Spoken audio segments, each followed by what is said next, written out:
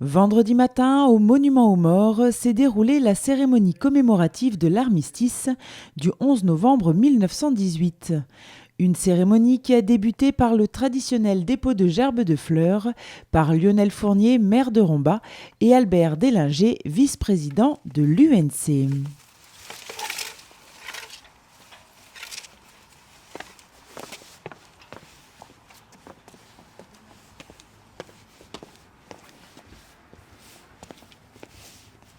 Minute de silence. Cette cérémonie où étaient présents élus, associations patriotiques, porte-drapeaux, sapeurs-pompiers, police municipale, harmonie municipale, forces vives et habitants de Rombat, s'est ensuite poursuivie avec l'interprétation de la Marseillaise par les élèves de CM1 et CM2 de la ville basse, ainsi que par les cadets de la sécurité civile. Allons enfants de la patrie, le jour de gloire est arrivé. Contre nous de la tyrannie, l'étendard sanglant élevé, l'étendard sanglant élevé. Entendez-vous dans les campagnes mugir ces féroces soldats? Ils viennent jusque dans vos bras, égorger vos fils et vos compagnes. Aux armes, citoyens, formez vos bataillons. Marchons, marchons, qu'un sang impur abreuve de nos sillons. Les enfants ont ensuite chanté Le Soldat de Florent Pagny.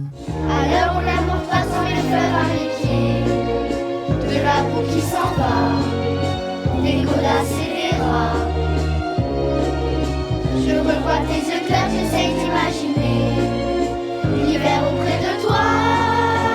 Je dis un soldat, la la la la la la la la la. Je ne sens plus mes bras, tout tourne autour de moi. La la la la la la la. Mon Dieu, sors-moi de là.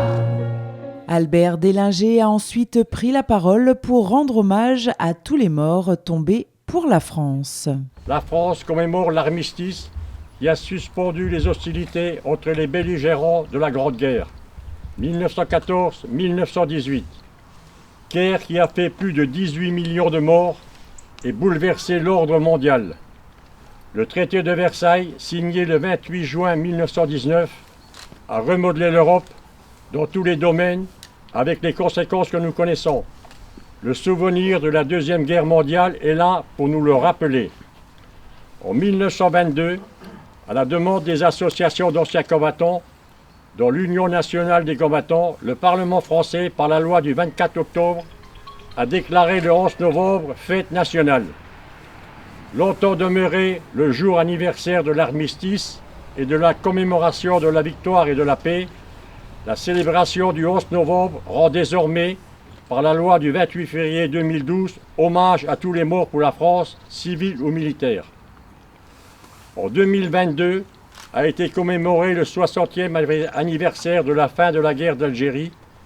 Il a été rendu hommage aux appelés militaires d'actifs, harkis et supplétifs pour leur engagement dans une guerre de décolonisation controversée.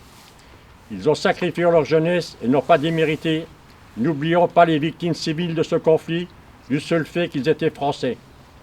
En ce jour de mémoire, ayons une pensée particulière pour nos 58 militaires morts pour la France au Mali, pour leurs familles et leurs compagnons d'armes. Ils sont dignes de leurs anciens. Ayons enfin une pensée pour tous nos militaires, notamment ceux des OPEX et des OPIN, engagés actuellement face à cet ennemi polymorphe qu'est le terrorisme. Ils défendent les intérêts de notre pays en métropole, outre-mer et dans le reste du monde.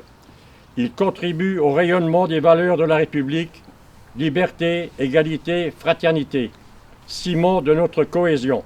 Monsieur Fournier a poursuivi en lisant le message de Monsieur Sébastien Lecornu, ministre des Armées, et de Madame Patricia Miralles, secrétaire d'État aux anciens combattants et à la mémoire. La nouvelle de la victoire se répand. à la volée dans tout le pays, de clocher en clocher.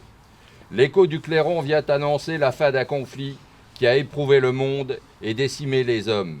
La fureur du canon s'est enfin tue, couverte par un immense éclat de joie.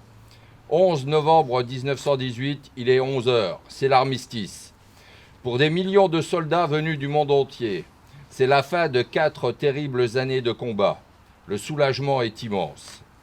La guerre est finie, mais pour les survivants commence un funeste décompte, celui d'1 400 000 soldats français tombés au champ d'honneur, de 4 millions de nos militaires blessés ou mutilés, ces braves aux gueules cassées, qui plongent la nation entière dans l'effroi et l'émotion. Le traumatisme est mondial. En tout, ce sont près de 10 millions de soldats qui ont été tués, 3 millions de veuves et 6 millions d'orphelins. Les morts sont presque aussi nombreux parmi les civils. Ceux qui sont revenus des combats racontent la puanteur des tranchées et le fracas des obus. Ils expliquent la peur avant les charges, le courage qu'il faut pour sortir des abris et donner l'assaut aux lignes ennemies sous la mitraille. Ils disent l'horreur du spectacle de leurs frères d'armes qui tombent à leur côté. Souvenons-nous de leur bravoure et de leur sacrifice. Commémorons ces soldats dont les noms doivent rester gravés dans nos mémoires comme ils le sont sur nos monuments aux morts, dans les villes et les villages de France, dans l'Hexagone comme dans les Outre-mer. Souvenons-nous des soldats venus d'Afrique, du Pacifique, des Amériques et d'Asie, de ces soldats alliés venus verser leur sang pour la France et défendre avec nous la liberté sur une terre qu'ils ne connaissent pourtant pas. Le sacrifice de nos poilus nous oblige. Il nous rappelle que la paix a un prix et que nous nous devons d'être désormais unis avec ceux qui étaient hier nos adversaires. Car ce n'est qu'avec le passé qu'on fait l'avenir, écrivait Anatole France. Ce souvenir, ce sont les jeunes générations qui doivent désormais s'en emparer, pour venir raviver la flamme de la mémoire de ceux qui sont morts pour la France, pour notre liberté. C'est la reconnaissance que la nation doit à ses combattants, à ceux qui sont tombés et à ceux qui ont survécu, aux combattants d'hier et à ceux d'aujourd'hui, comme à leurs familles et ayants droit. La nation doit continuer d'assurer réparation, reconnaissance et droit, comme l'a voulu le président de la République.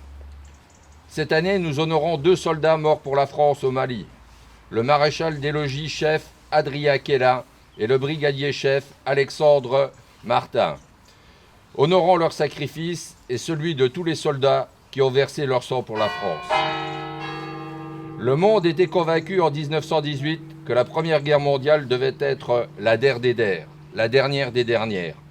Nous savons ce qu'il advint de cet espoir et aujourd'hui, en ce 11 novembre 2022, alors que la guerre est de retour sur notre continent, n'oublions pas le combat des poilus pour la paix et le sacrifice de nos soldats morts pour la France. Vive la République et vive la France! À l'issue de cette cérémonie, le cortège s'est déplacé jusqu'au square du Souvenir français où M. Fournier a déposé une gerbe de fleurs. Cette cérémonie commémorative s'est achevée au Centre Burgère où M. Fournier a souhaité remercier toutes les personnes présentes et rappeler l'importance de cette cérémonie pour se souvenir de notre histoire. C'est aussi un jour patriotique, un jour où il faut se souvenir. Et comme le disait Anatole France, c'est par le passé, c'était dans le texte du ministre, c'est par le passé qu'on essaye de voir l'avenir.